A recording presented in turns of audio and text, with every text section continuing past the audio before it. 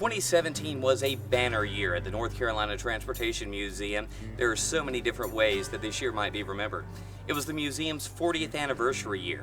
It was the year the back shop was fully opened to the public. It was the year the restoration of the Texas locomotive, a Civil War era piece, was complete and the engine returned to Atlanta.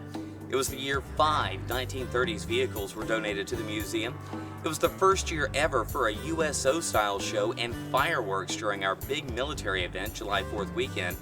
And as far as ticket sales, well, the Fire Truck Festival sold more than 5,000 tickets for a single-day event. Day Out with Thomas sold 21,000 tickets, and the Polar Express train ride sold a whopping 52,000 tickets for that Christmas time event. So let's take a look at all the ways 2017 will be remembered.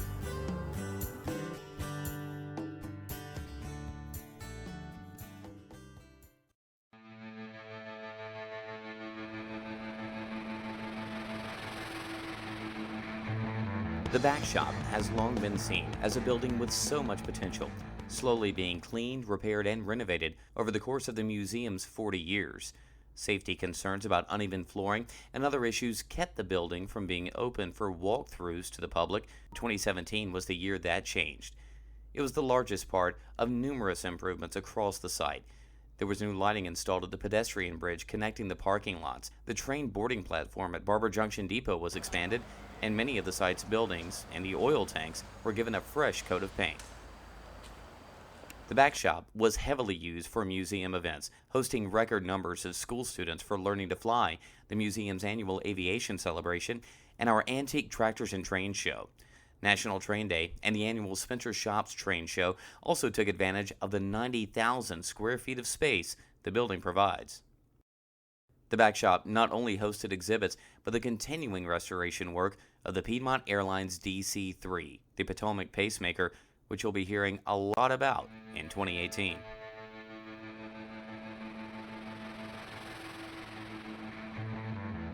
Partnerships are a big part of what makes the North Carolina Transportation Museum move, and it was a partnership with Mars Hill University that brought one of our most impressive exhibits in years to the museum, How the West Was Won, Trains and the Transformation of Western North Carolina. The exhibit takes a look at Western North Carolina railroads winding through and sometimes over the mountains and the difficult task of laying down those tracks. The museum proudly hosted steam-powered excursions in April behind the Class J611, owned by the Virginia Museum of Transportation. There was a day trip to Lynchburg, Virginia, and 2 half-day trips, one to Greensboro and one to Charlotte. The Texas locomotive, a Civil War-era steam engine best known for her role in the Great Locomotive Chase of 1862, chasing down the General, which had been taken by Union forces, saw her restoration completed in 2017. As the Atlanta History Center had been preparing a new home for the engine, that renovation work took place here in Spencer. The Texas Cosmetically Restored was unveiled during a 3-day event in April, which featured 100 years of steam technology, as the Texas was joined by the N&W Class J611 and the Grambling Locomotive Works Lehigh Valley 126.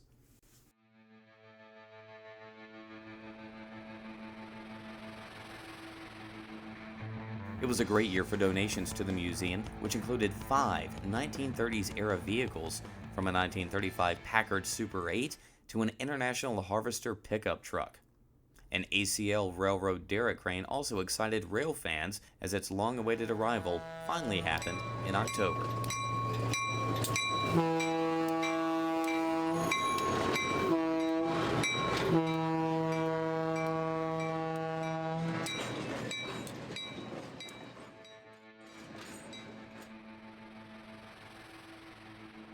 Five Vietnam-era helicopters, reenactors, or living history, a USO-style variety show, and fireworks. They were all part of the museum's annual July 4th military event. This year, it was Salute the Troops, Military Through the Ages. The museum's annual Fire Truck Festival has grown into a signature event. 2017 featured the 200th anniversary of the Salisbury Fire Department and the Charlotte Fire Department's 1902 steam-powered pumper, better known as Old Sue. The event drew more than 5,000 visitors in a single day and just under 100 pieces of fire equipment.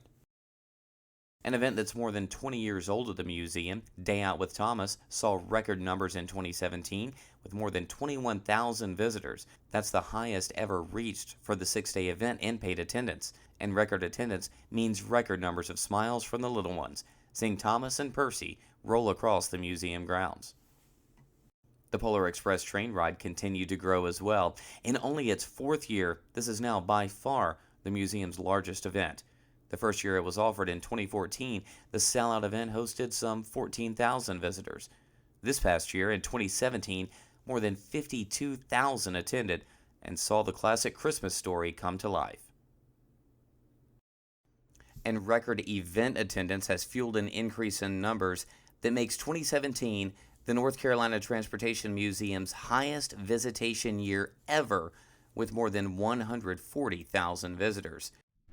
So what's next for the North Carolina Transportation Museum? Well, in 2018, we'll continue to expand on and improve our events, especially those big ones like Day Out with Thomas and the Polar Express train ride. For visiting school groups, more hands-on activities will be offered with curriculum-based tours. 2018 will be the first year for automotive rides, featuring some of our classic and vintage vehicles. It's also expected to be a banner year for restoration work on the Piedmont Airlines DC-3 to Potomac pacemaker.